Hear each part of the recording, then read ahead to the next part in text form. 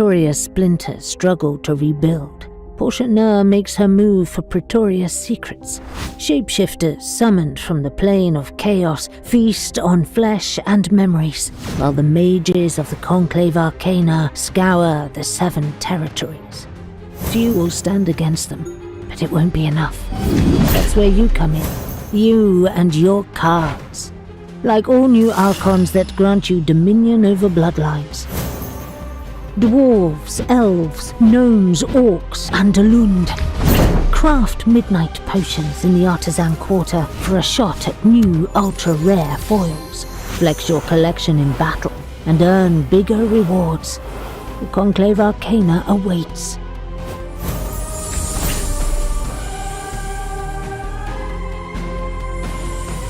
Do you have what it takes?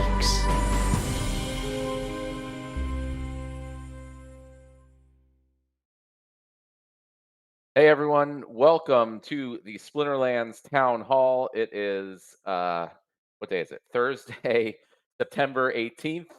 It is 7 p.m. Eastern Time, but I'm sure it is different times for everyone all around the world in the Splinterverse. So thank you for being with us, as always.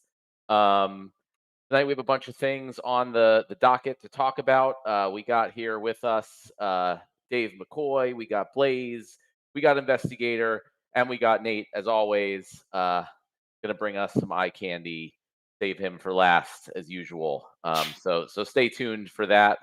Yeah, we're going to talk about some new card effects in battles. We're going to talk about the new reward set, talk about the mini set proposal that was approved, some skins, the player avatar project, potentially some updates on the iOS app. And I think those are the major talking points for tonight. So first and foremost, I'd like to kick it off to Investigator for the development update. How's it going, Investi? Good evening. It's going pretty well. So we've been continuing to roll out all the different conflicts and raffles and auctions for Yaba's Pickle, the exclusive cards, Tsutoshi, and we just had the Calamity conflict start. So always busy, and I don't want to go too deep into things because it sounds like I think a lot of them are going to be talked about by other people on the town hall, but just in the very short term. So this upcoming release, the new voucher card will be coming out, which will be talked about in more detail later on this call. Also, next Tuesday, the Black Foil Yaba Pickle auction will kick off. We'll be doing some updates for Frontier Mode. We're going to be adding some of our novice bots, the ones you would normally play in Wood League, and ranked to the Bronze 3 tier to give new players some appropriate matches. Also, if people move up, then so there's opponents available in that league. Hopefully, we will also soon be introducing the burn of Foundations cards for additional raffle tickets, which I know is something that Dave has talked about in the past. The music player in-game will be getting an update with some additional features that Blaze has been asking for. Which I think he may want to talk about in a little bit more detail. It's hard to talk about this stuff because other people are going to cover it. We've been working on the iOS app and trying to get it approved through Apple, which has made some progress. We've been working on the new reward set, which should be coming out fairly soon in the scheme of things. There's a whole bunch of changes that are involved with that, which I believe Matt is going to talk about. We are looking at updating a lot of stuff with the client that everybody plays through, primarily the battle replay to try to improve performance.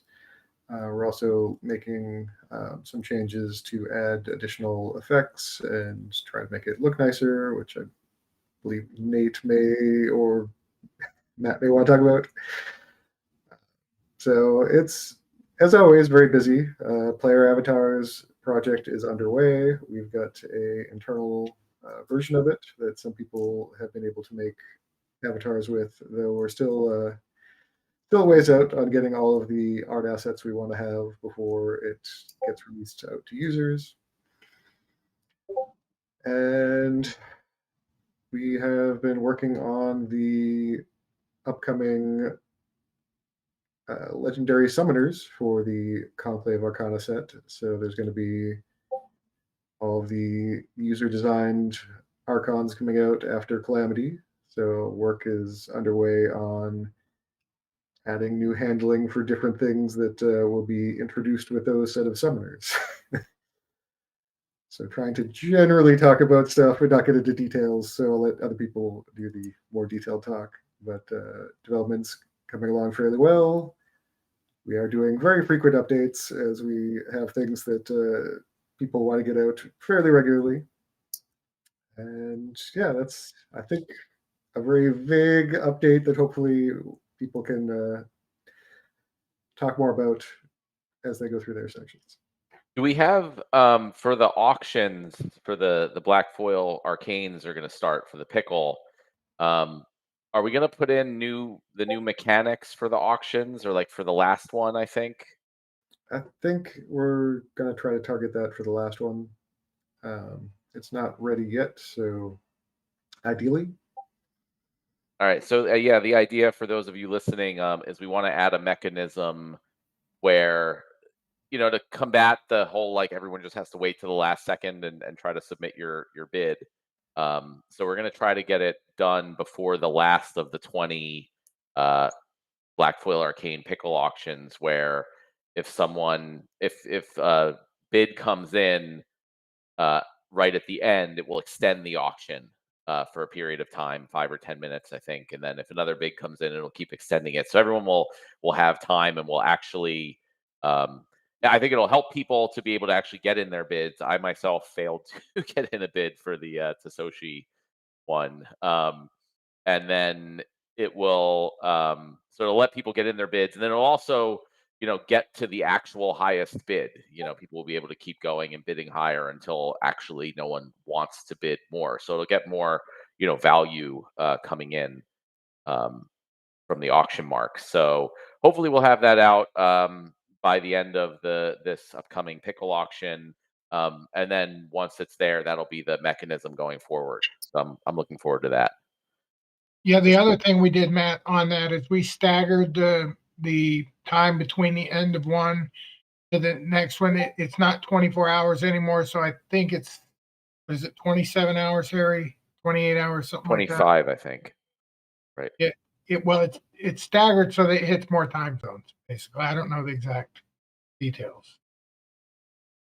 Yeah, I'm pretty sure it's going to be 25 hours between each auction. Since there's 20 auctions, that'll cover pretty much an entire day worth. So regardless of your time zone, you should have a few auctions at the very least that you should be able to participate in. And since there's 20 of these, there's not as big, it's not as important to have that time extension thing. But the Tasoshi one, there was fewer, and there might be just a single card. In which case it's going to be very important. So we plan to have that out. I'm definitely going to be getting my auction marks ready to get at least one of them, hopefully. All right, on the marketing and promotional side, the new player experience and all that, Blaze, tell us how things are going. Hey, how's it going, everybody? Things are going very good. It's great to see our product grow. This past year has just been a year of growth, and we have all kinds of cool stuff. I mean, the new foils, and now these auctions and the raffles. It's action packed. It's hard to keep up with everything. Jingles had mentioned to me, "Hey, you got your wagons ready for Calamity? It's around the corner," and it's just like, one thing after another. Very action packed. And I unfortunately I participated in the draws and the auctions, but I did not get a W. So Harry, you might want to check the RNG on those raffles. I think they're broken.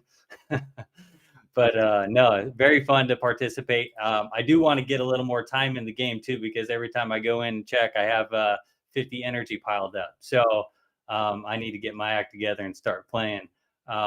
So Dave, back off a little bit. All right, man.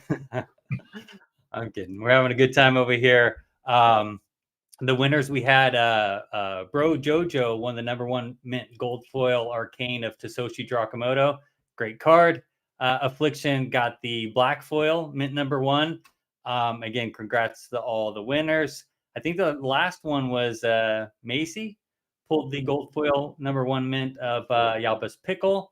And then the black foil is starting in less than 5 days. So get your auction points ready for that. Matt, you going to try to pull the black foil pickle there in the auction? I hope I can get one of them. There's 20, so I should be able to manage. All right. Twitch drops is going very well. We did some restructuring. Big thanks again to Tails. He's working closely with us to help get it dialed in. We're going over the stats and making some adjustments. And then also, it's great chatting in DMs with all of you that are wanting to get on board and stream as well. Very helpful. This is how the growth starts, little by little. And again, this is just the beginning. We have our rewards card, we have the glint, but we're going to be doing all kinds of fun activities to help boost the interest and bring some more fun to the streams. The glint will remain in the drops. The rewards cards were pulled out and they're going to be handed out strategically to the content creators. And again, that's going very, very well. We'll be posting some stats on that soon. A marketing update, last 30 days, 5,000 new accounts signed up. Of those new players, 30% have played at least one Battle of Frontier. 20% have played at least 5 battles or more. 12% have played at least one battle in Modern, which is good. And 4.5% bought a spell book. So again, this was just with the hype of Frontier mode, and that's going well. The numbers continue to come in, and we haven't even really dug into the marketing push yet. So looking forward to that time. We are timing it. We have a really, really cool reward system coming into play for Modern, and between those two, I think you guys are all going to be very busy for the next year. Between all the cool stuff in between. But yeah, we are going to be chasing those rewards cards. Mobile expansion, as Harry said, the app for iOS is progressing. So it's technically approved, and now we're just doing some fine tuning to get it dialed in, and we are going to have a little another testing phase, and then it should be ready sooner than later. Android app, I think I mentioned it last time, we're over 10,000 downloads. Again, thanks everybody for leaving that 5-star feedback. Really nice. Crypto Gaming Recovery Fund, that has been building some good momentum. We've been building some good connections of people who want to participate with us. We've been running the press releases ourselves, and with that, we've had a lot of incoming emails, and we had a meeting with or an interview with Decrypt Media. It's a big crypto media outlet, and had a great interview with them, and they published a nice article on us, and that's spreading and going into different languages. So this is steady progress, and it's moving in the right direction. So really good stuff there. Voucher cards, you guys all know that Tasoshi is ending soon. So pick up your copies. And the thing with Tasoshi is she has a lot of new friends coming around the corner too. So if you don't have your copy, grab it if you can. If you want to go for the gold foil or black foils, give it a go. And then what do we have here? We have the new voucher card right around the corner. I'm going to allow Nate to show it off. This card is going to bring a lot of value to a lot of cards in the Conclave Arcana set and beyond. It's a big health card that's running the front line, and it's a legendary. And Nate, again, you're going to show it off here soon. So looking forward to the reveal. And yeah, that's what I got right now. It's a lot going on in game, a lot going on the building side of things. So if it did seem a little quiet these past 30 days, everybody's in building mode. So getting ready for the next 3 months. So get ready for a lot of action. Yeah, definitely. Yeah, I did want to mention, like, we have, there's kind of ebbs and flows of the Splinterlands world. So right now, we are very much in building mode. So we have like a ton of like smaller things that have come out, all the auctions and the voucher cards and things that we've talked about. But in behind the scenes, we're building some of the new big projects, which like the reward card set, the upcoming mini set, the player avatars, and then we're going to get to guilds. So, um, hopefully by the end of the year, we're going to see a lot of those start to hit and into early next year. And so it'll be, for a while there's building mode, and then it goes into releasing all these big things, and then back into building mode. So that's where we are in the phase right now. And I think as we get, over the next few months, we're going to start to see those big projects come out. But to see, some glimpses of what's coming out, let's send it over to Nate. What do you got for us tonight? Yeah, I mean, I'm pretty excited overall. Not just because we're caught a constant state of updates and just doing fun and exciting things, but I'm excited about the intrinsic value we're giving the game. For those of you who haven't heard a Nate spiel for a while, extrinsic motivators. When you think about UX, is when the players get points or they get stuff or they get profit or they get ROI. And what I see happening in the short term, actively, stuff we're working on is intrinsic value, which means it's just delightful to engage with. It's something you do because it's joyful to you. It's fun. And so some of what we're doing, in fact, Matt was one of the ones who said, hey, let's do this. Why? Just because it's cool, because it's fun. And because it's fun, it'll then add extrinsic value, to add value to the cards and the ecosystem overall. So that would probably be this. I'll share an arcane effect that we're adding to the battlefield. I like death, so I'm going to show the death one. But basically, what can we do to make the arcane cards feel more special? And Matt was the one who championed, hey, we really got to do something here. And I think we've heard other community members say the same thing. So we said, okay, we're on it. And so if you own arcane cards, or you're looking to own arcane cards in the future, then we want to give you that social flex, that you go to the battlefield and people are like, whoa, what the heck is that? So maybe every time the arcane card hits, kills an opponent, or even hits an opponent, or maybe when something happens on the battlefield, they will trigger this effect on the battlefield. So I think that was a cool idea, and I'm glad Matt pushed for it to happen. So look out for that in the near future on a hopefully, if not next update, then the following one.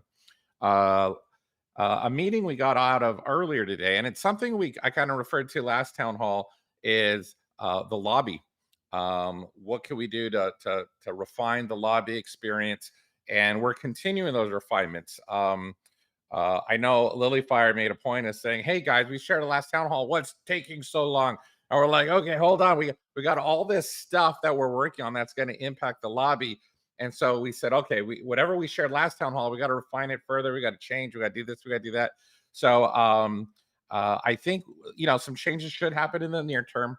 This is one possibility. It's an example of how can we take all the growing number of features, add it to the game, and yet make sure it's still scalable, make sure it's responsive to mobile, make sure that players from one central hub area in the game are not overwhelmed with the data, but rather have access to everything that they need. And so you see that, hey, a tabular system that gives room for a chat window. Royal Eagle was saying what if they don't want chat? Then, we talked about the possibility of maybe, minimizing the chat and expanding those tabs into their own widgets. And then they go, shrink back into a tabular form when you bring back the chat. So there's all these ideas. How it looks when we initially launch, we're finalizing that now. But just understand that no matter how it gets launched, there is going to be refinements. The lobby is an important part of the game experience for all our players.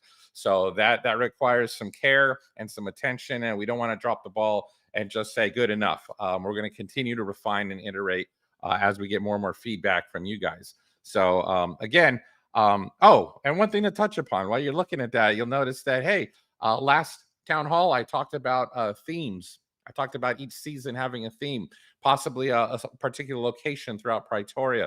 And that's one example, is I think that's the Glordax Empire.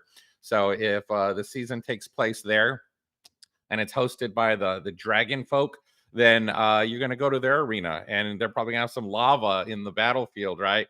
And you'll notice up in the corner, it's it says it's a particular season because that's where it's located. And so we're talking about, hey, what if we had a special rule set while you're for that season? And what if you win at that particular rule set that you hardly ever see? What'll happen then? And Dave had a lot of exciting ideas, which maybe we'll share next time. But no, it's exciting to see because it's a perfect blend of intrinsic, of joy, with extrinsic. What do I get for my time and my effort? And that's the perfect balance that's the sweet spot that we're always trying to achieve, at least on the creative side. We're always looking for that. What else? Nick, Yeah. can you say one other thing?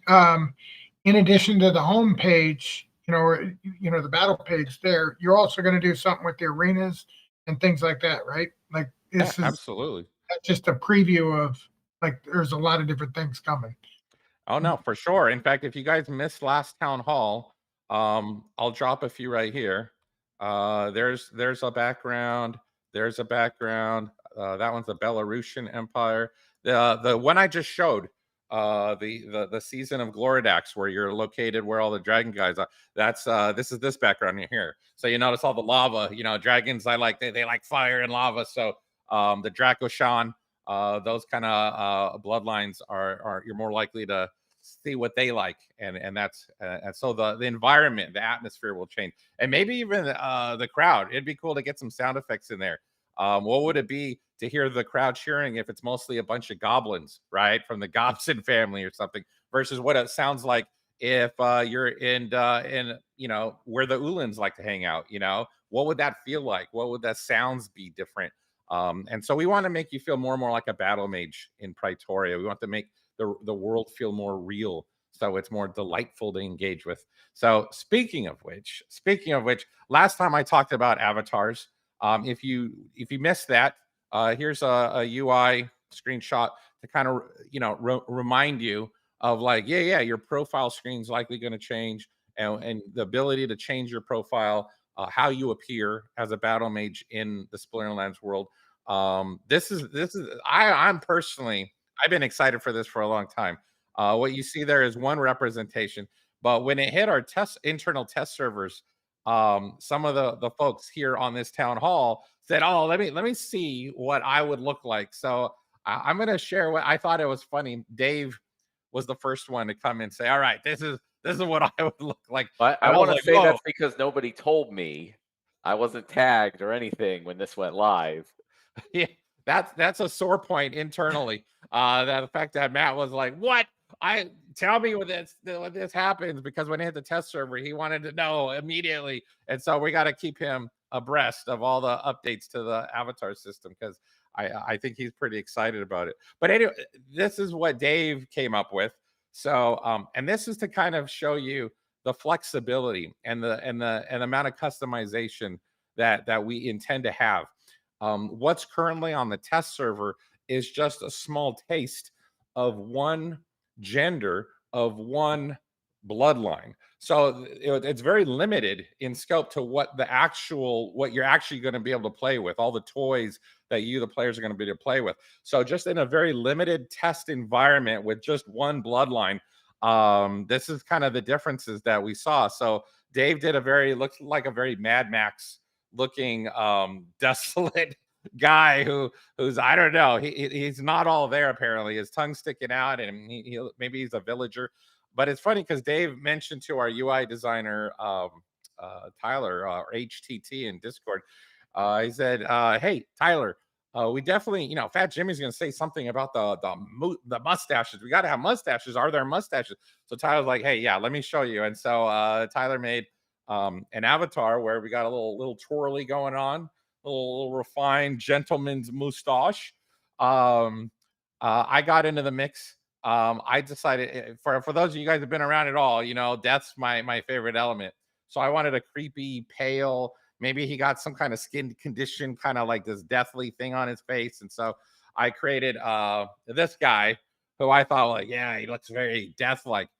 And then I saved the best for last because but Matt went all out. He was like, I could tell he took some time to really add some flair to the avatar that he created, because he ended up with a hat and a pink goatee and green glowing eyes. He even added a little earring, and a tattoos. I mean, he just went crazy on the on what the avatar profile system was capable of doing.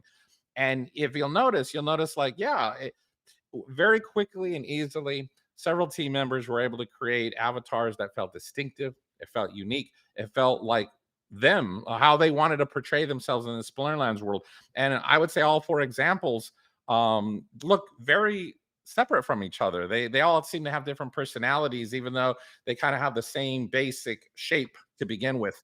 And that's just the tip of the iceberg. As we add more genders and more bloodlines, and you guys see what the system's capable of, I think it's going to be really exciting, not just for social flex, not just for gameplay, not just for the possibilities of new cosmetic NFTs that you can wear on yourself and have a 1 of 1 or a 1 of 10 hat or this or that, or win a tournament and get this special thing, right? Besides all that, I'm betting that people are going to start using this on social media. They're going to replace their avatars with, the ones from the game, and maybe we get a little organic growth from that, some little marketing juice, if you will. So I'm excited about that. What else can we talk about? Let's talk about how about reward cards? You guys have heard for a while now that is around the corner. That's something we're working on. Which this is your official FOMO alert. We're getting closer and closer to trying to finalize all the current reward set for Conclave, the subset for Conclave, which means the clock is ticking. If you haven't got all the reward cards you want for Rebellion, I mean, go at it. You better start picking up those draws. You better start filling in those holes that you have, or level up the cards that you still want to level, because they're not going to stay there forever. Eventually, they are going to flip over. And even though I'm not going to share any stats, I think it's fun to look at the artwork as we get closer. I'll let Blaze decide whether that becomes a community effort again with influencers, or whether we start dropping stuff. We've done blog posts before or what have you. So it's really, I'm deferring to Blaze on the introduction of stats before we launch this thing. But it's around the corner. So here, I'll just start dropping stuff. You can guess what the stats might be like for these characters. I'll start off with a couple of sketches. That one's obviously an Uland. And this is someone from Life with multiple arms and weapons. So I'm wondering, like, does it have double attack? It looks like melee, right? It looks like, but they look kind of djinnish. Like maybe they do magic. Like who knows what the stats are for these things, but they're cool to look at. Here's a fire and Alkin. So that looks pretty cool. Here's looks like what appears to be an elemental. She looks, that looks cool. She has like a water sword going on.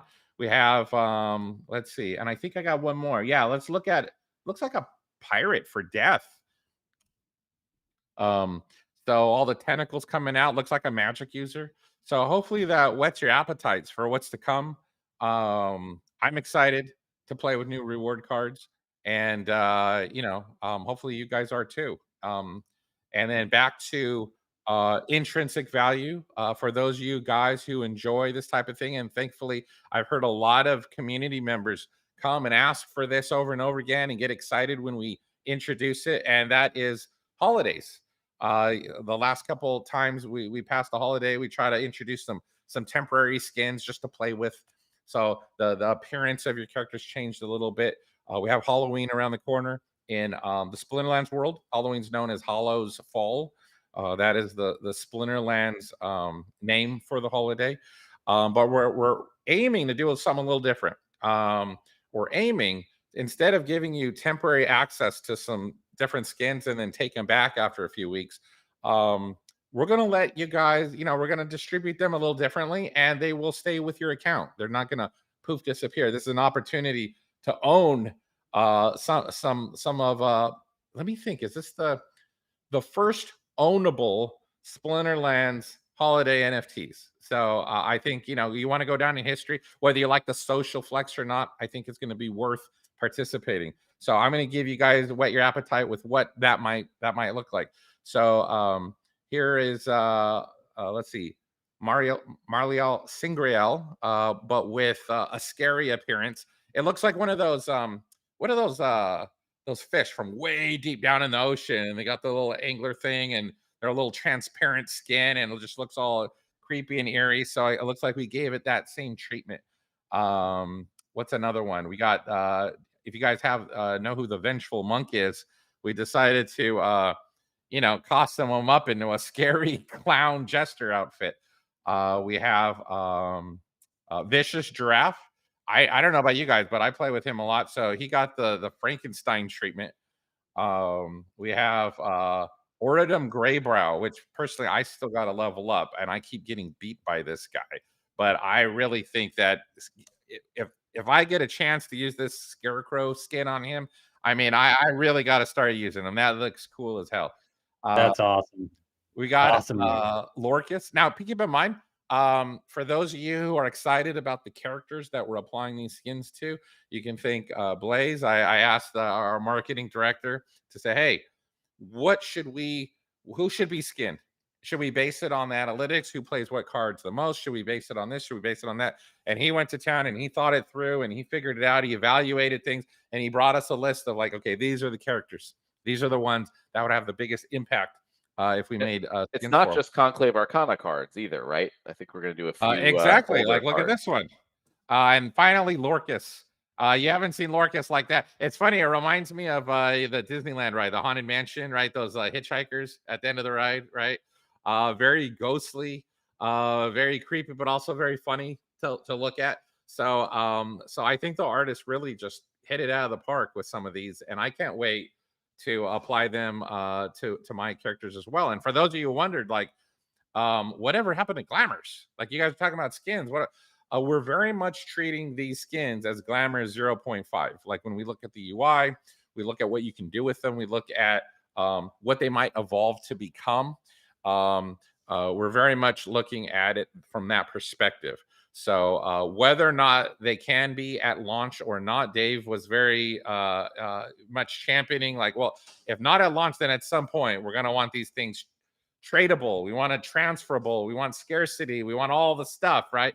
That a collector is going to want when they look at these, so that they're not just something soul bound to the count, but also, an opportunity to chase, like as Blaze would have put it, the chase is real. Chase after more and more different kinds of assets in the ecosystem. So, hey, I can't argue with that. That sounds exciting to me.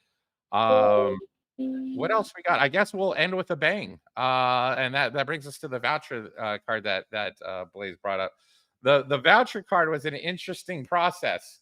We Creative originally had a concept, and then I guess Blaze had met with a group of the testers, and they had schemed this concept, and it was this is kind of like I'm not going to spill the beans on what exactly the concept is. Maybe you could tell from the name when we share it, but it's one of those if you know type things. I think Claiborne already teased something earlier on one of the memes or whatever, but essentially this guy is Blaze kept using the term banger. He says this has to be banger. And he gave us a concept that was like, what are you talking about? Because once I found out the stats, I'm like, this doesn't make any sense. What are you guys doing over there? But we brought it all together. And the concept is basically that there's this gnome who's just obsessed with dragons in the same way, like when my kid was younger, he was obsessed with dinosaurs, like a lot of boys are, right? And when you're obsessed with dinosaurs, you want to be a dinosaur. You put on the costume, you play with the toys, you watch Jurassic Park videos if your parents let you watch something that violent, and you just immerse yourself in dinosaurs. Well, this guy, obsessed with dragons, finds himself in a dragon's lair. Whose dragon's lair? Rage of all dragons, the meanest, most psychotic dragon of them all. So he's insane because he just wants to gaze upon a dragon. Maybe he wants to use the dragon as a reference for his outfits because he's an assistant at the nearby blacksmith, the forge, as he makes his outfits. So, of course, Rage realizes there's an intruder. Dar, his name is Dar, books it out of there, but on his way, he notices a pendant, which you'll notice around his neck in the form of an hourglass. And I won't give too much away. I want you guys to read the lore. But there we have it's the introduction of deities in the Splinterlands. the extra planar Pantheon of Gods. And it just so happens that he grabs this on the way out. And as Rage is like going to destroy him and sends a full burst of flame at his backside, he should be just dust. He should be nothing but ash. But the hourglass pendant glows to life and gives him extraordinary health, extraordinary vitality. And he ends up with, when you think a lot of health, you guys have no idea. Let me see right here. So this right here is an idea of even though I only put his level 1 stat. So even at level 1, this guy has 20 health. And you'll notice that as he gets up to level 4, he ends up, what is that, 25 health? And so when I was told, hey, it's a gnome and we want to get this guy up to 25 health, I was like, you got to be kidding me. Are you serious? But I think that with Blaze had this concept. Let's do the dragon suit. Let's do this. Let's do that. Let's make it banger.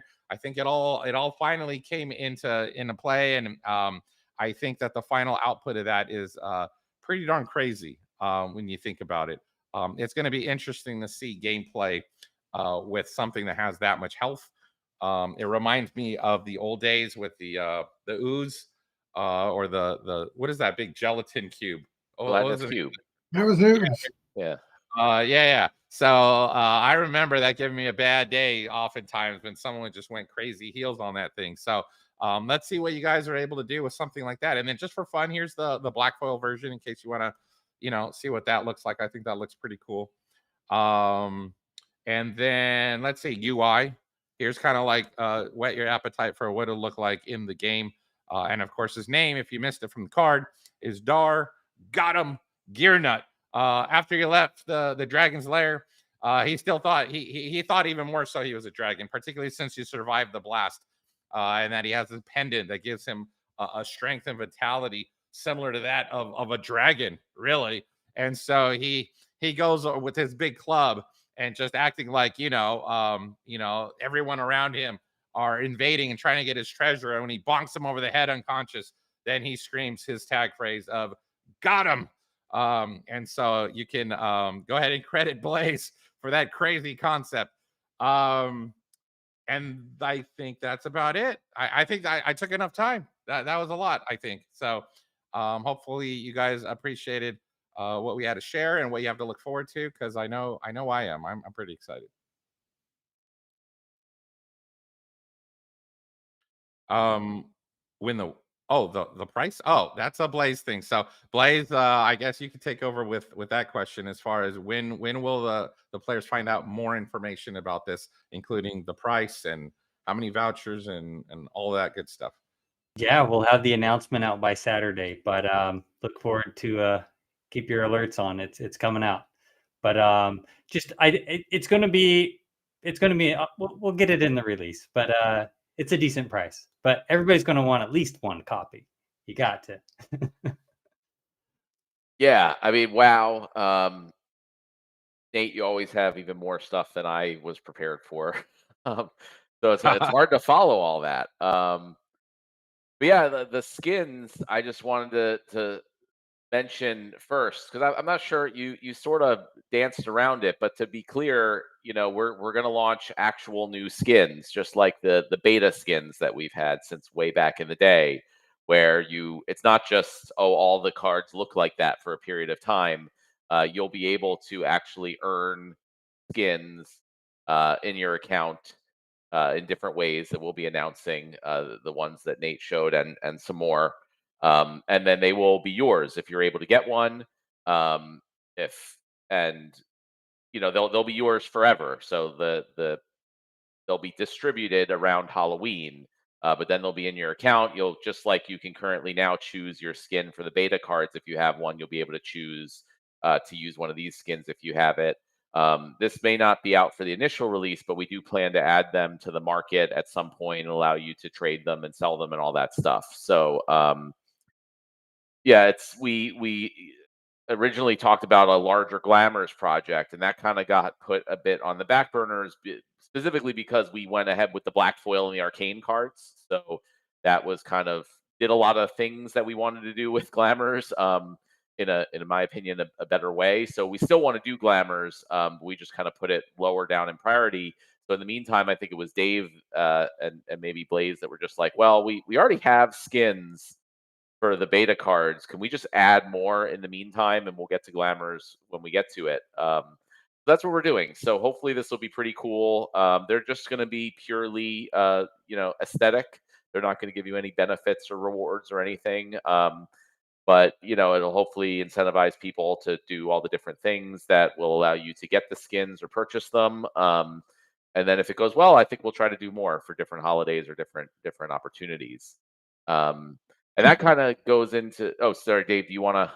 Yeah, let me just jump in on the skins. Yeah, go for it. There's going to be two different types of skins. There's going to be a regular cool skin, and then there's going to be a super duper,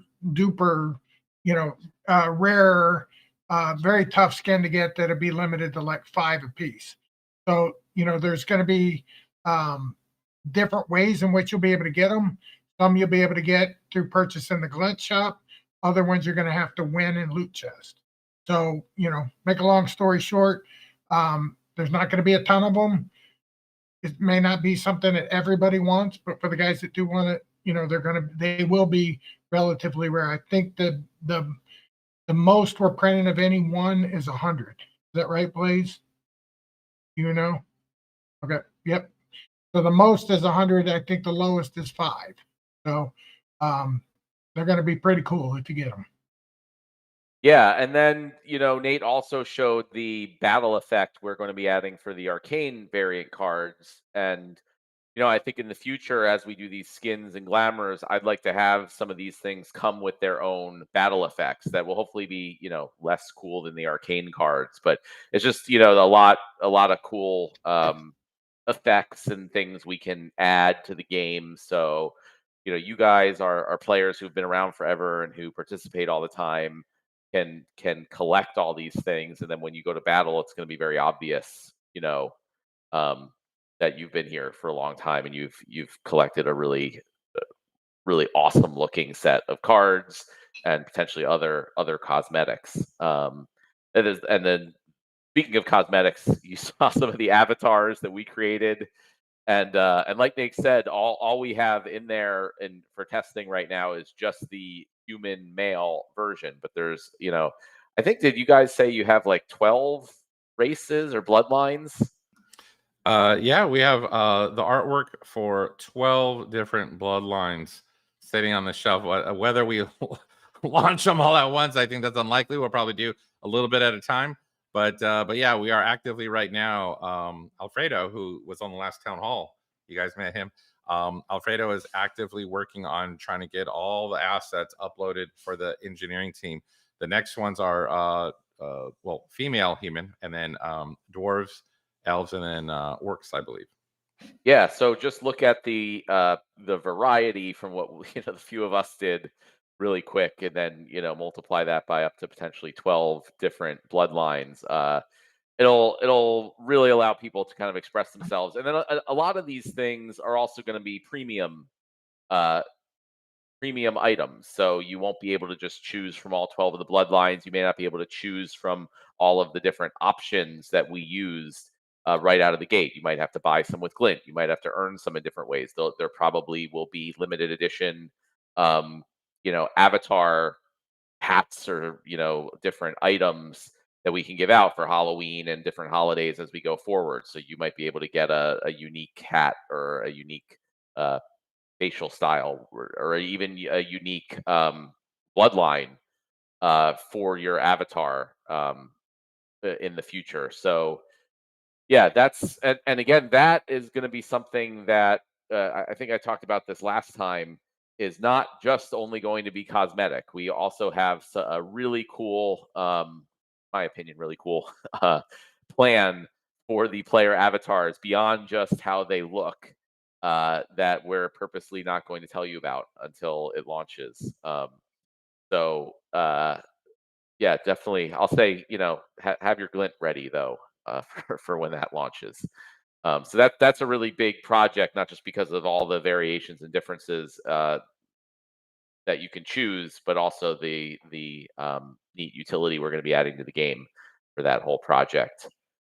Um, and then, Dave, feel free to jump in. I know you didn't have a segment, but if you want to talk about any of this stuff, Yeah, go ahead.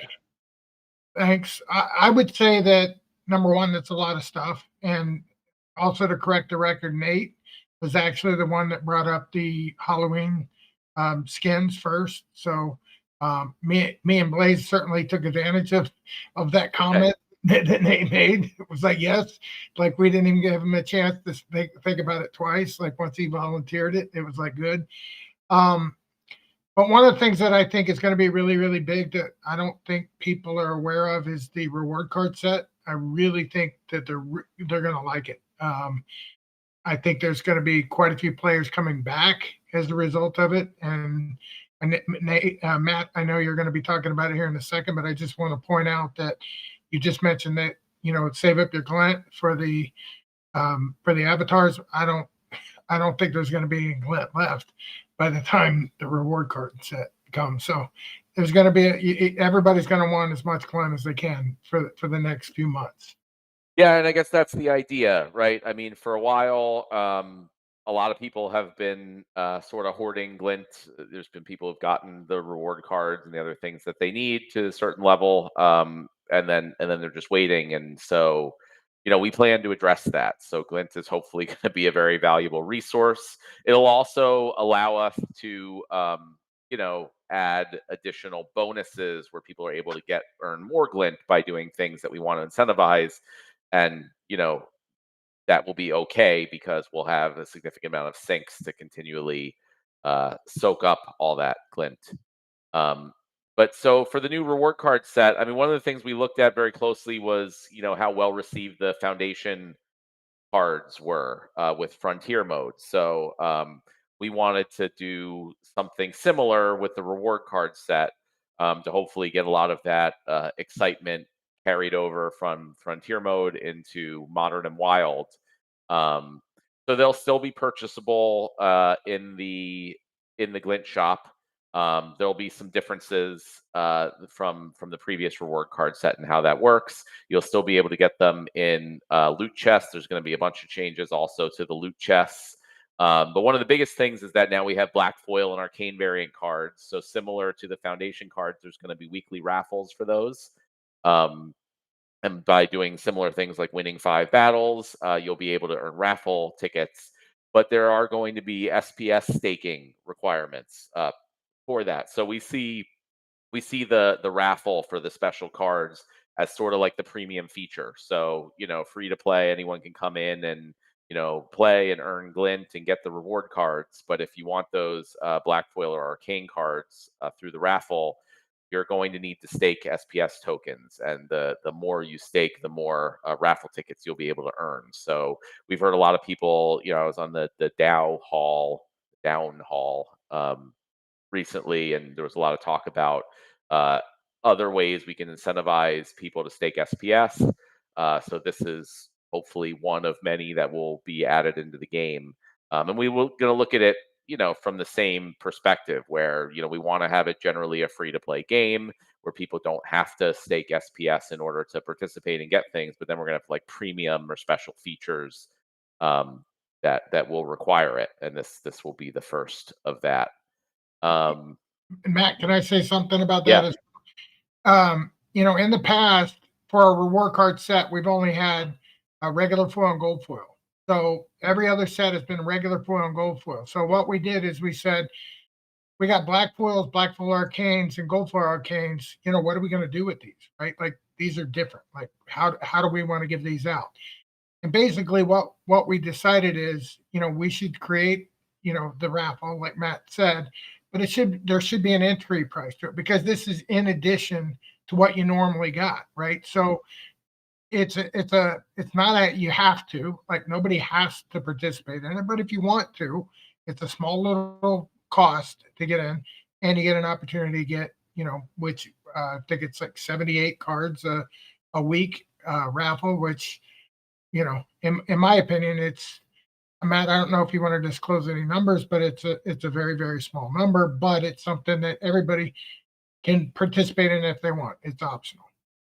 Yeah, are you talking about like the entry that? Yes. Yeah, so we in addition to um needing staked SPS in order to be able to earn more raffle tickets, or raffle entries. Yeah, we are planning to have, I think, a 250 DEC, like, I don't know what the word is, but pass to be able to participate in the raffle at all. Um, so again, just to try to learn from the past and limit. We don't allow bots in modern, but we still do in wild. Although there is a wild pass, but we still want to make sure there's at least a small bar that you need to pass to participate in the raffle. So hopefully, people, even if you don't get if you don't buy the 250 DEC pass, you'll still be able to earn the raffle entries, and it'll let you know, hey, these raffle entries are not going to be active unless you purchase the pass. So hopefully players will find it valuable to do that, and it'll also just help the ecosystem by preventing it from being, uh, the system from being exploited with people with like a ton of accounts, and then it'll have more DEC that I guess will be burned. I think so, just taken out of the ecosystem for that. So, that's something we're going to try out. As always, we see how it goes. If it doesn't work, it can be changed. If it works well, we'll continue to do that into the future. And then one more thing for the new reward set that's important is, we've discussed and had a lot of back and forth with a lot of people for a long time on soulbound versus non-soulbound. And we think there's definitely benefits. There's pros and cons for both ways. So we are going to try to go a sort of middle ground here, where the regular foil cards are going to be soulbound, but the gold foil, black foil, and arcane cards will not. So if you happen to get a gold foil card out of a chest, it'll be right out of the box a tradable asset, just like any other gold foil card. But the regular foil cards are going to be soulbound, again, to prevent the market from getting overly saturated from these cards after they've been out for a year or so. But in addition to that, we plan to introduce, what are you calling them, Nate? Unbinding scrolls. Yeah, exactly. Unbinding scrolls. Yeah, I didn't write that down. Effectively, like an unlocking potion for cards. So you in loot chests and other ways, they'll be craftable with land resources. You'll be able to get these unbinding scrolls. So you will be able to unbind a portion of your regular foil cards, just like you can unbind the cards now for a price. But the price will be less in the sense that you'll be able to earn these potions or the scrolls in chests going forward. So it's sort of a hybrid model of soulbound, not soulbound, which I think we think will address a lot of the concerns from both sides. And again, like everything, we're going to see how it goes and learn from it. But overall, I think this is going to be a much more exciting set than we've had in the past for a lot of reasons. The raffle, the new types of cards, the ability, the idea that some of them are not soulbound and can be sold right out of the gate. So hopefully we'll see a lot of the excitement that we've seen from the foundation cards come over to Modern and Wild with this, and the cards themselves, I think, will be pretty good. Our team's gotten that down for making exciting and interesting cards, I think, at this point. Yeah, and one other thing, Matt, the primary way to win these raffle tickets, for the people that are asking about the raffle tickets, the primary way, there'll be a couple different ways, but the primary way is to win. So to play and win, just like in Frontier mode, you win 5 battles, you get them, right? You get between 1 and 30, depending on what leg level you're at and how much SPS you have staked. And so everybody that plays, wins 5 battles, is going to get some number of raffle tickets as long as they meet the minimum. Yeah, that's definitely going to be the main way. And the more SPS you have staked, the more you'll be able to get from that. You'll also be able to earn some in the loot chests. You'll be able to buy some with Glint in the Glint shop with with limitations though. But yeah, the main mechanism is stake SPS and win your battles. Um, all right. Anything else on the new reward card set there, Dave? I think we covered the main items.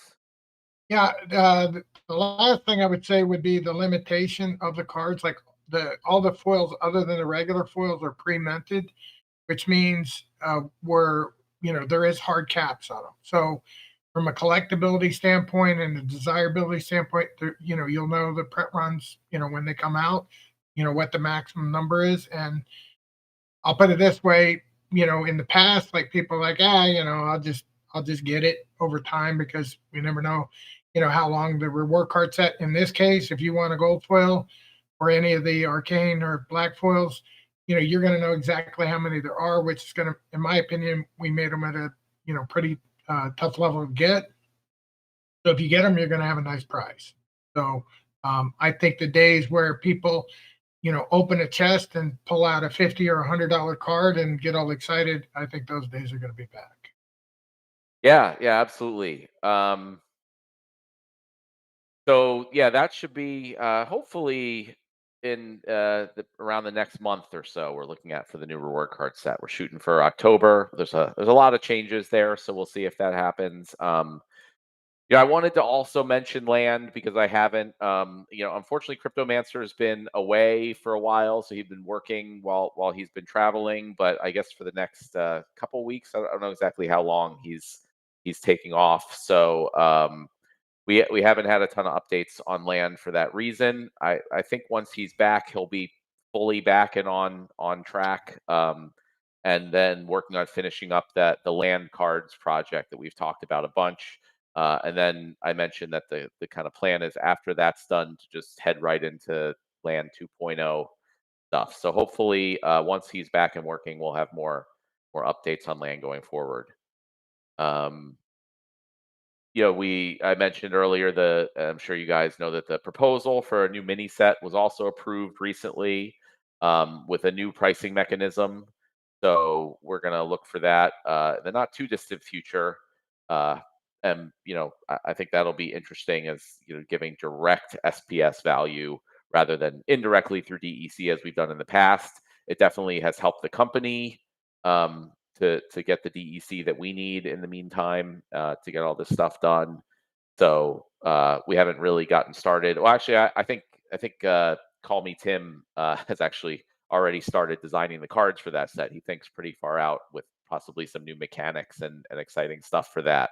But other than that, we'll start getting a lot of the information for that and talking to the community about the details in the future when that gets closer. And as Blaze said, I think we should actually have an iOS app out there pretty soon, which is exciting because boy, has that been an ordeal with Apple on that. But that should be coming. So even though it's a slower time, there's still it feels like a million things going on at any given point in time. So it's been about an hour. I think we can go ahead and jump into the Q&A.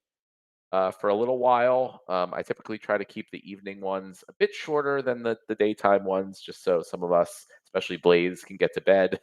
Pretty late for him, I believe. So yeah, let's open it up for questions. You can do that for a little while, and then we'll get back to work until the next town hall. Feel free to put your questions in Discord or I think YouTube, Twitch. And then as a reminder, you can also post questions in the town hall channel and Discord at any time, after the live event is over, and someone from the team will try to answer them whenever we can. There's a question from Dehoda on, I think it's YouTube, asking if you can unbind older sets with the unbind scrolls, and the answer to that is no. They will only be applicable to the Conclave Arcana reward cards. Yeah, and possibly others in the future, but for now, just the new cards. Because especially we don't want people who spent a bunch of money a bunch of DEC unlocking the older cards to think like, oh crap, I could have just waited and gotten these scrolls more easily. So those are still gonna stay the same. The new scrolls are only going to be for the new cards. Oh, and Ron reposted it on Discord. Just real quick, we have some community members stepping up and helping out with some socials, and Dehota is one of them that's helping with Telegram. So we're getting ready to do some fun stuff over there. Just want to throw that in there. And also, I realized, Nate, I don't know if you know, but you kind of spilled some beans. So if people are paying attention, they might be able to scroll up and figure out that Conclave Arcana is not done yet. Like, we still have Legendary Archons coming up, so there may be something there. That's all I'm going to say. Yeah, I mean, I hope people didn't forget about the Legendary Archons. I don't know. Is there something specific that Nate spilled, or I didn't notice it if he did, but well, Bloodline Dominion is not done yet, so we're still completing the circle. Yeah, well, I mean, the Legendary Archons are typically the most exciting and often powerful cards in all of our sets since they started in beta. So yeah, it's like possibly one of the biggest things for Conclave Arcana. Hasn't even started yet. So yeah, I've noticed actually that over the last week, pack sales have increased pretty significantly, like double what we've been seeing before that. I noticed. I don't know if it was just because of the conflict ending, perhaps, but you know, even just today, there was like 1,300 starter packs that were sold, which is like way more than normal, and like 700 standard packs. So I just noticed that kind of like before I came on to do the town hall. So I want to check into, who's buying. And then when I ran some numbers last week, I think it was 250,000 in the secondary market for 30 days, 250,000 in sales. So the secondary market has been quite active. Yeah, and one of the things for me is like we just want people putting money into the game. I think there was a question in the town hall where someone was saying, they weren't buying, they didn't want to buy packs anymore. They were just buying cards off the secondary market, and like, did we see that as a problem? Like, that's not that. If people are buying cards off the secondary market, it makes the packs more valuable. So at the end of the day, it's like as long as people are interested in the game and are putting funds into the game, it doesn't matter exactly what mechanism they're doing. That it helps overall. So that's all our goal is, to make people want more assets and want to play the game more, and it'll all work out. All right, we got a bunch of questions here. Let me start getting to you want me to take the first one, Matt, on the Frontier? Oh yeah, go ahead. All right, from Garut, for Frontier, do you have a plan to increase the level up to Diamond, or is it a hard stop at Silver? Right now, it's a hard stop at Silver for right now, but it's something that could change over time. But for now, we plan on keeping it that way. That was the intention, for a couple of reasons. Number one, we don't want these cards are usable over in Modern or Wild, so essentially any ranked play. So we really didn't want them to compete at the higher levels, but we wanted to give people an opportunity to build like their own starter deck, so to speak. So at this point, we plan on keeping it that way. Matt, you can add to that if you want. Yeah, no, I mean, initially we were going back and forth, and it was the idea of, Frontier cards should only, or Foundation cards should only be allowed in Frontier mode.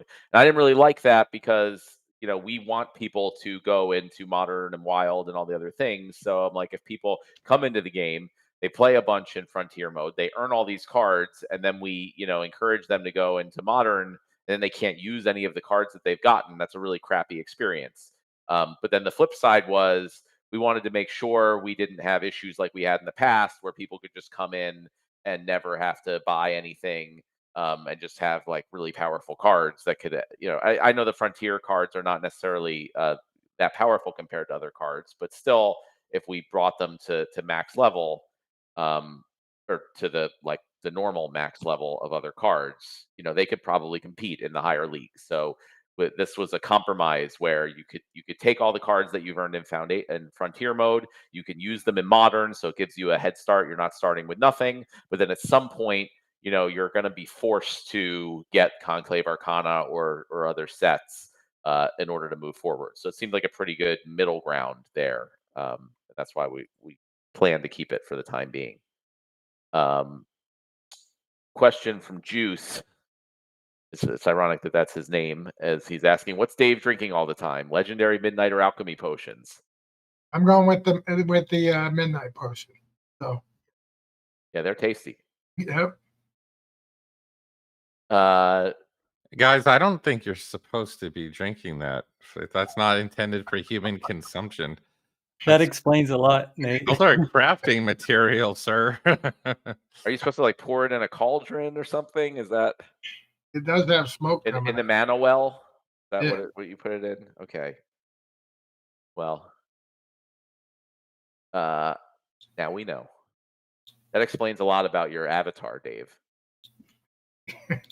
All right, question from Rudy, and now I know it says "Call me Rudy."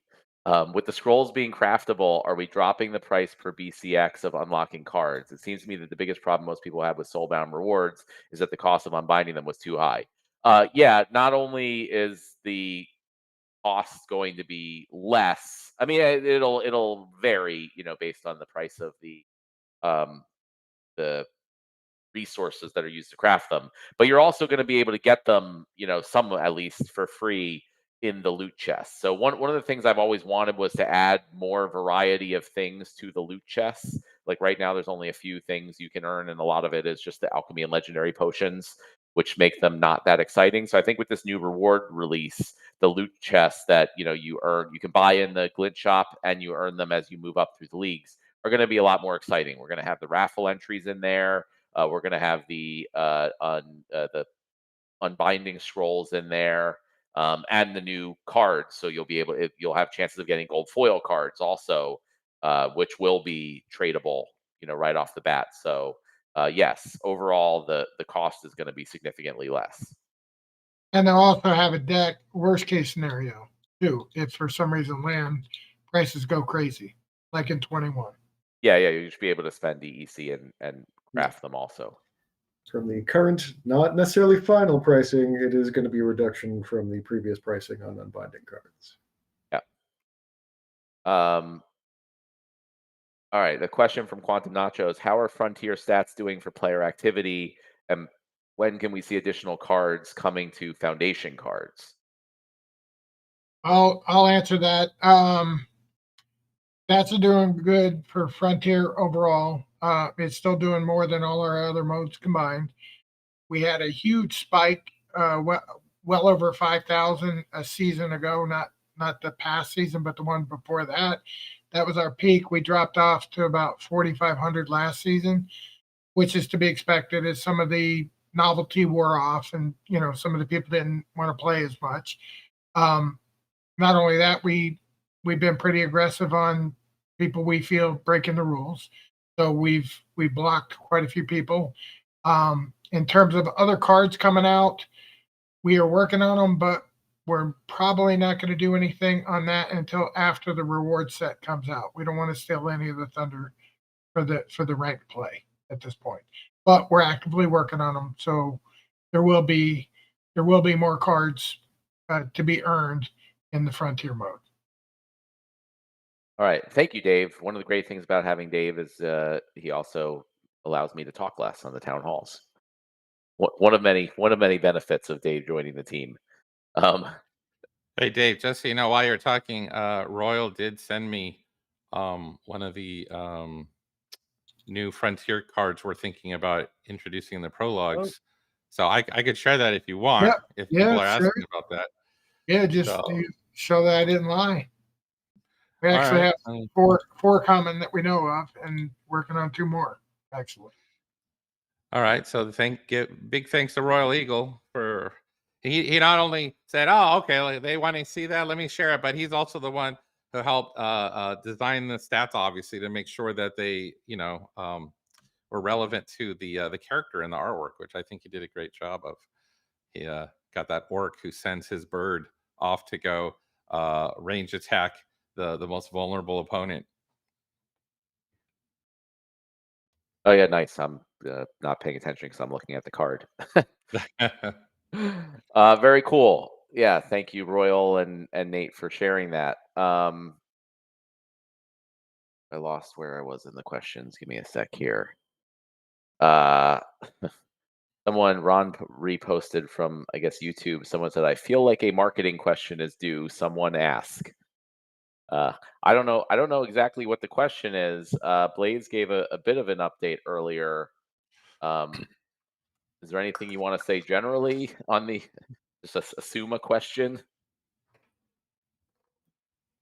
I think it's just tradition by now. It just seems to come up when marketing.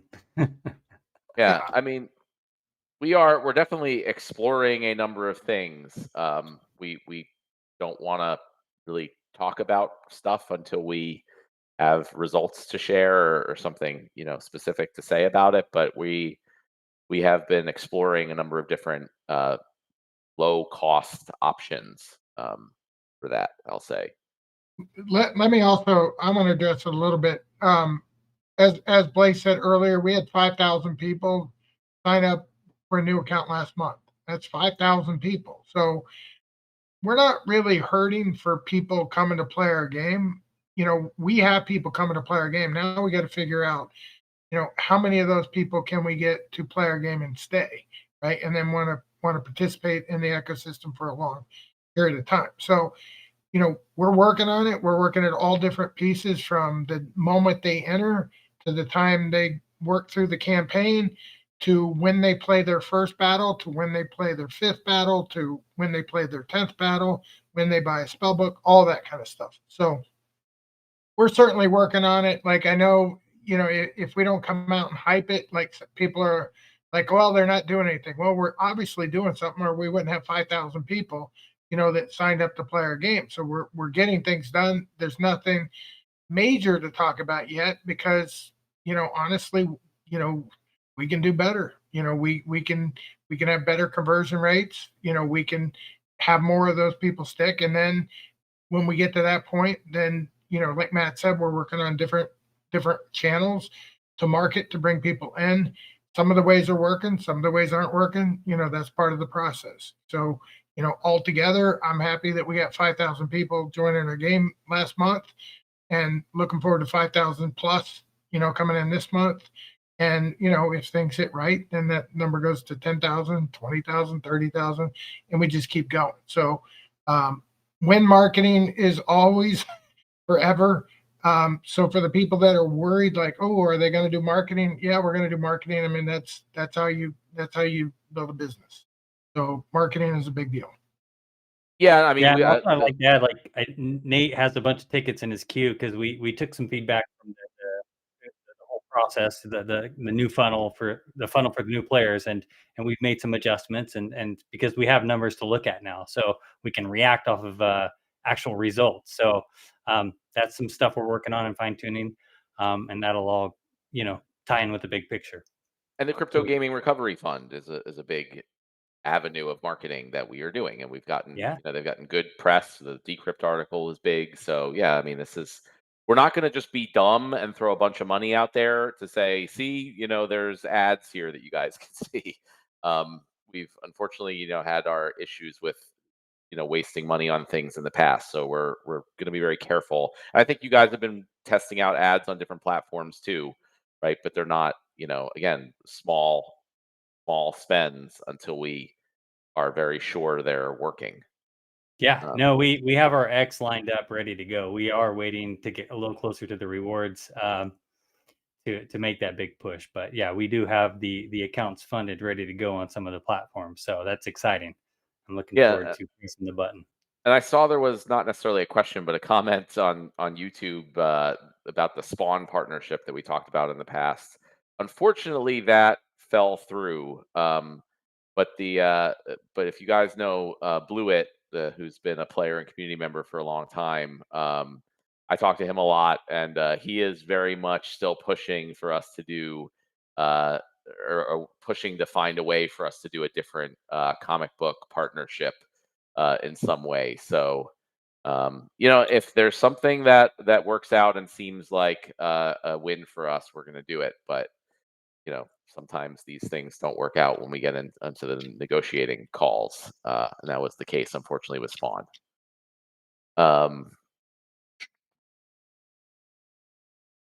Next question, again from Rudy. Since unbinding scrolls are craftable, does that mean that they're not soulbound themselves and tradable even when earned in chests? Yeah, good question. I forgot to mention that. Yes, they are tradable no matter how you get them. So just like midnight potions, they'll be in the market there.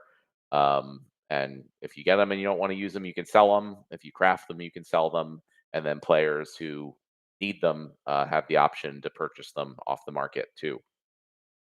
I did miss a question from Clayboyne about can everyone show their dogs? I think Harry's probably Investy's the only he's one. been on my lap for the last hour. Yeah, trying to knock me unconscious, being very warm. But it looks like you have a Yeah, little he's pretty mop sleepy. there. Oh, Blaze, you got. Yeah, Let me see. I have. I Ha- got Investy, our does your dog beagle have named eyes? Dobby. yeah, he's getting a haircut tomorrow morning actually. Okay. But they're he's got black eyes, so they're pretty hard to see with his black fur. That was my little one. The other one will throw my back out, so I'm not going to pick him up. Very nice. Okay, so, sorry, Clay, that I initially missed your very important question. Now I'm scrolling through weird cow GIFs. I don't see any more questions here. Just a reminder to everybody, if you have a question, please preface it with question in all caps and maybe bold, so we can, pick it out of the chat.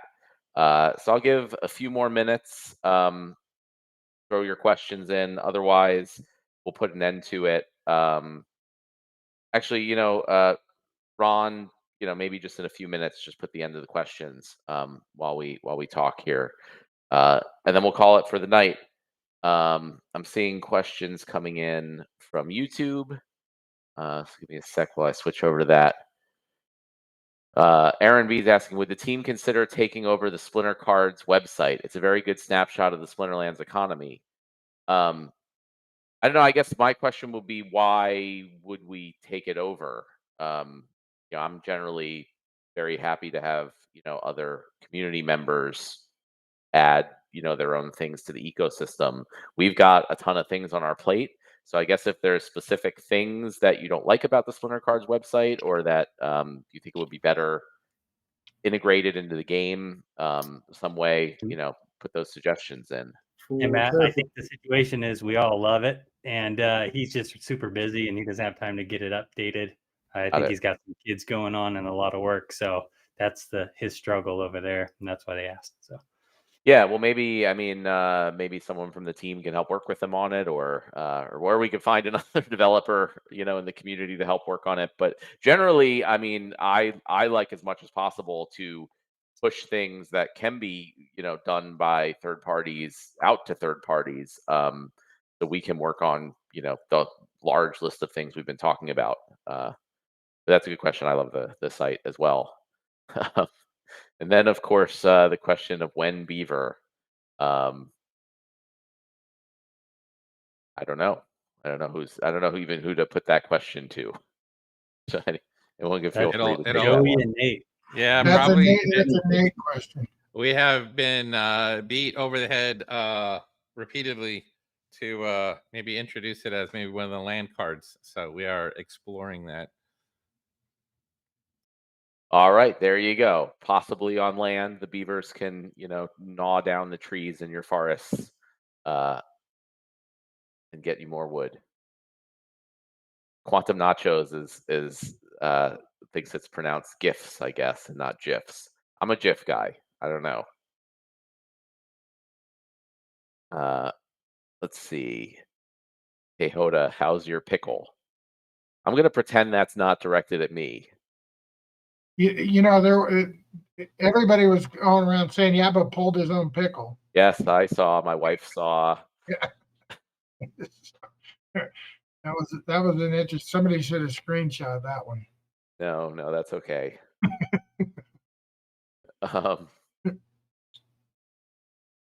Question from JOAT Off-Grid Gaming. Why am I so bad now, no matter how hard I try? There seems to be a matchmaking skill gap. Well, that's actually, That may be the case. So yeah, I don't know. I'd offer you to maybe reach out to Royal Eagle or someone on the team. I think as part of our onboarding work, it helps us to hear and talk about things like that. People coming into the game or even who have been around for a while, if they're struggling at different points, that can help us with, maybe there's new campaigns or new chapters we could add to teach certain concepts, or maybe there is a matchmaking gap in certain places. Maybe we need to update our liquidity bots. Yeah, so I'd say that's something to potentially reach out to the team members, and we want to work with the community on identifying and fixing those issues in our onboarding experience. Yeah, yeah. Harry mentioned it earlier. We're actually that is an issue, especially at the beginning phase, like the first time they come play the game. So he's actually putting the Splinterlands, I forget what you call them, Harry, SLBB, something like that.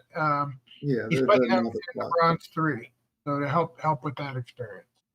We're also, so in looking at Frontier, it did not quite apply the rules for matchmaking the same way as we did for other leagues. So Bronze 3 is going to have probably just standard rule set, whereas before you're getting a lot of rule sets thrown at you. It's going to be treated more like novice, because that's where all the new players in Frontier are put.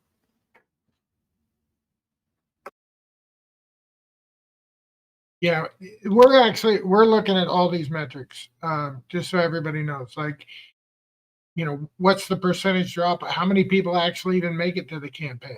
There's a 20% drop off between joining, signing up for the account and then actually starting the campaign. So, these are all things that you're going to see changes on, because, we can do better at every stage along the way. We're going to try to improve it. So we have a mechanism in place to measure, and we're looking at that data, a lot, many times a day. Yeah, but that being said, like data, one thing to look at, but also hearing from our actual players, if you're experiencing difficulties, is very helpful, and that sometimes you can't get that level of detail in the data. Yeah, true. The data is like, okay, we can identify there's a problem here, but what is the problem? How do we address it? What are players not understanding? Whatever, that type of stuff. Like we need your guys' help for that. So that was a good question. And please reach out to support. Let us know where you're playing too, because we're all just assuming Frontier, but it could be Modern, it could be Yeah. So yeah, please contact support. Let us know feedback. We welcome it. And if you're willing to do, have a test group, we've actually run a couple of those in the last couple of weeks as well. So, Matt, you were in one, but Nate and Blaze and I had another one, and they're helpful. Like people that don't play the game regularly have a different view than people that do play the game regularly, and it's good to hear the way they think as well. Yeah, 100%. All right, I think, Ron, at this point we can cut off the questions, and I'll go through the ones that have been posted up to now. And as a reminder, just post your questions any other time in the Town Hall channel in Discord, and we'll get to them when we can. Next question for Nate: is there a lore Bible that might be made public or semi-public? I'd love to be able to browse things I've missed. Yeah, actually there is. It's digital, of course. But if you go to lore.splinterlands.com, or an easier URL to remember is probably just splinterlore.com. That also works. So go to splinterlore.com and you'll have access to a wealth of lore and mythology and just the backstory of the entire Splinterlands world. Our narrative lead, Joey, has spent countless hours and hours and days making sure that it is full of all of the little juicy tidbits that you might want to know if you want to understand whether it's the politics or the people or the magic of the Splinterlands world. It's all in there. And then I noticed that let's see, Marshall Dragon had suggested the old school encyclopedia from back in the day. You can even access that if you scroll to the very bottom, it says Encyclopedia of the Splinters. You can click on that and get access to that old Kickstarter PDF that we had back in the day. A lot of it has evolved over the years, or changed, or it's not necessarily all canon anymore, but it does show where we came from and where the inspiration, the muse for our current world building came from as well. So I encourage everybody, take a look at that. Speaking of the Encyclopedia of the Splinters, I was cleaning out my office recently and found a whole box of those, the physical copies. So Oh wow, those maybe sound maybe like we'll have to some do juicy something with prizes those. one day. Yeah. Yeah. All right, cool. Where are we here? Can we get a question Rondon, from what's that? Rondon at 820. Oh, yeah, I see. Aaron B is asking, can we get a separate stat tracking for the Crypto Gaming Recovery Fund and how many new players are coming in through that door? Yeah, that's a good question. Are we able to track, specifically new players? I guess we have to be able to because they have to say, where what game they're coming from and that they want Yeah, access to the fund. we're at a point right now where we launched a soft launch. We did 3 projects. So we made sure we had our mechanics down. In other words, we didn't want to have 10,000 people hit us on the very first time. So we're now comfortable. We're not going to have 10,000 people hit us at once. It's actually pretty slow right now. So Clay put out another proposal. The group, the committee that makes that decision, they're adding, I think it's 7 more games. I'm not sure the exact number, but I think it's 7. So right now we just have a handful that have come through, and yes, we definitely will be able to track it, and we'll start giving stats once they become meaningful. Right now, it's just not meaningful. Yeah, it's worth mentioning there is currently a proposal that's up for voting to add additional games. So if you're a SPS stakeholder, you can go vote on that. Awesome. Yeah, and then we'll have to get the word out. Question from Min. What's the benefit of gold and black foil cards in Foundation format or Frontier format? I think it's that they look cool. Am I right on that one? Less cards to max level, and they do provide bonuses in modern play, which you can play them in modern. Yeah. Or correct, I should say. And they're limited. There's a limit to how many can be made. So yeah, so I mean, one of the things we're doing, especially with the skins that we talked about and other things, is like not everything in the game is going to have a reward benefit, right? There's going to be things that are just look cool, ways that you can just show off that you got these things, which a lot of other games have. Not everyone wants that stuff, and that's fine. But for those that do, I think it's a fun thing to have in the game. So yeah, that's the case with the gold and black cards in the Foundation format. They can be used in other formats also, and they will have the normal benefits of gold and black foil cards in those formats. But otherwise, the way to show off when you beat someone down in battle. And then the arcane cards are going to also have that cool effect in the battle in the very near future. All right, I think unless I missed anything, we hit no more questions. So thank you, as always, everyone, for participating, being part of this, and making this all happen. Like I said, we are in kind of heads down building phase for some really big new features, including the player avatar stuff, the reward card set, and then after that, the new mini set, and then a guild overhaul with a really, really cool complete change to the brawl system, which I am very much looking forward to. That I think in general could be a whole new game mode that we could do even outside of brawls in general, possibly also loop in land to that. But we got a lot of stuff to do before that. In the meantime, we have raffles and auctions and voucher cards and all sorts of other things. Conflict skins. We're gonna have what's that? Songs. Yeah. Try to mention everything new, legendary archons, often the most exciting cards of the set coming out starting in the next conflict in a month. So plenty of stuff to do and enjoy in the meantime. We'll be back again in, let's see when the next one is. It looks like it will be Thursday, October 16th. It's going to be at 11 a.m. Eastern time. So we will talk to all of you then. Have a great rest of your day or evening, and we'll see you in the Splinterlands. See ya.